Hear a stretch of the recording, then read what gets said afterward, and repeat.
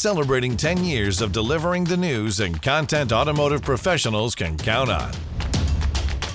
CBT News, 10 years strong. Subscribe today.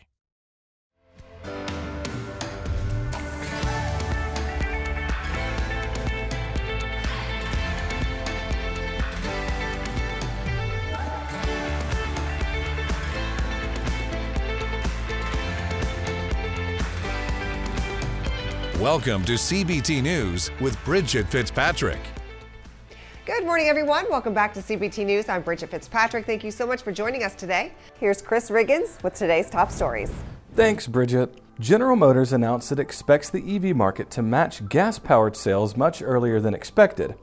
At its annual Investor Day last week, CEO Mary Barra predicted this shift would happen by 2025, 5 years sooner than originally forecast. Citing the Inflation Reduction Act, which provides tax credits to EV manufacturers and buyers, the automaker also revealed it will begin constructing its own lithium batteries, decreasing supply cost. GM told investors that if these projections are accurate, the automaker will remain on track to match its profit margin goal of 12 to 14% by 2030.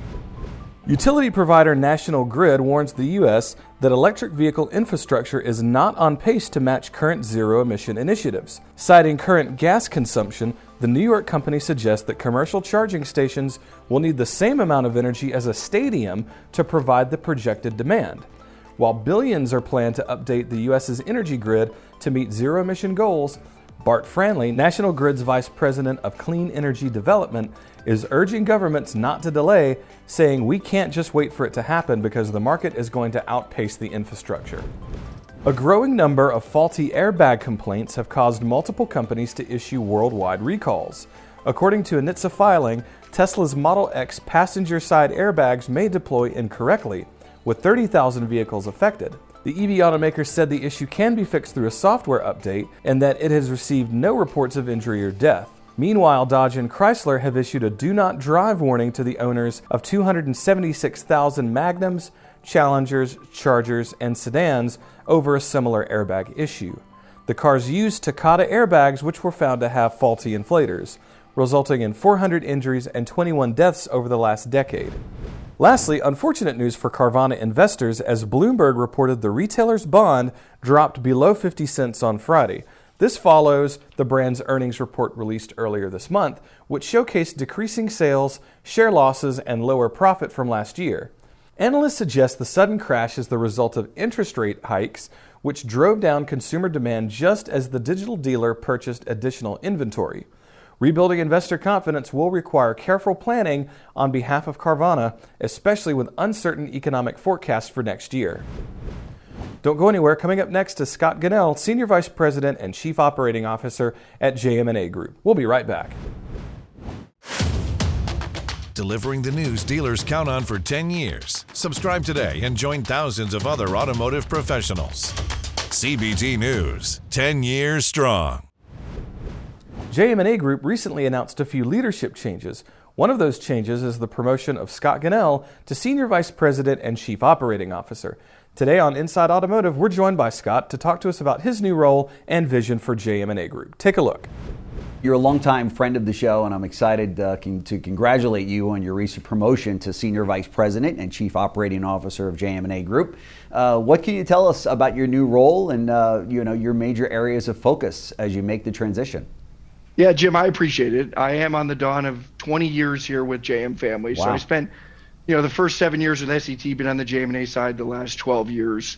I could say my focus is twofold. One is the continuation of a lot of discussions you and I have had around how do we continue to support our dealers with the evolution of the business. Right.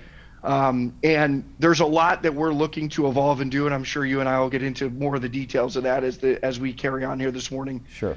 Beyond that, I'm also looking at our associate population, and I know that there's a lot that's changing in the workforce and in the environment out there, and making sure that we have the proper skill sets necessary to support our dealers, making sure that the environment is ripe and rich for us to thrive in the support of our dealers, and just making sure that there's a very balanced approach as we look at a lot of things happening in the industry that our teams are prepared for. So it's kind of a multi-pronged approach that I'll be looking at in my role, and Fortunately, there's a lot of people that have helped me get here that are still here, and I'm very bullish about the future, not only just for the car business, but for JM&A as well. Yeah, that's fantastic. You mentioned support, and that is a key item for dealers, as you know.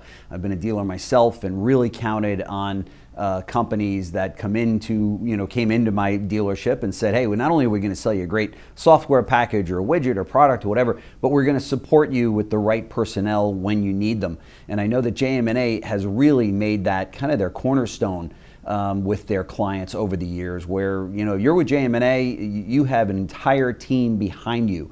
And full disclosure here, I was a JM&A specialist myself many moons ago before you were there, and it was something that really was their cornerstone. They said, man, it's one thing to sell a package or a software or a program to a dealer, but it's entirely another offering to make sure that is successful with inside that dealership. Sure. By making sure that they have the support necessary. You guys have been incredible in the area of training of dealership personnel to help sell your products more and to make more money for the dealer, right? Talk to us about the importance of that.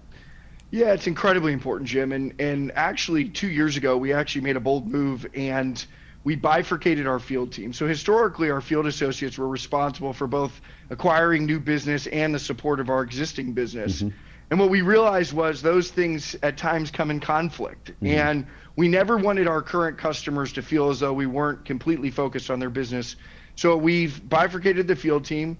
Now the majority of our field force is out there focused on our current customers. And it's to do exactly what you just said. We believe in a show, not tell mentality. Mm-hmm. And so the training, the rigor that we put behind developing our field associates to be as effective as they can is to come into a dealership, ultimately roll up their sleeves and take on the persona of that store. Each store is a different persona, but to take on the persona of the store and ultimately help that store be better at whatever their vision and mission is from a success perspective. All right, be sure to watch this interview in its entirety right here at cbtnews.com. That wraps up our show for today, but we invite you to join us back here again tomorrow morning for all the latest news and trends impacting the retail automotive industry. And be sure to follow us on TikTok, LinkedIn, Facebook, and Twitter. I'm Bridget Fitzpatrick. Thanks for watching and have a great day. Thanks for watching CBT News, the voice of the retail automotive industry.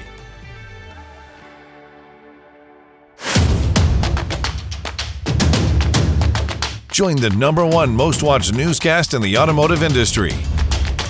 CBT News, 10 years strong. Subscribe today.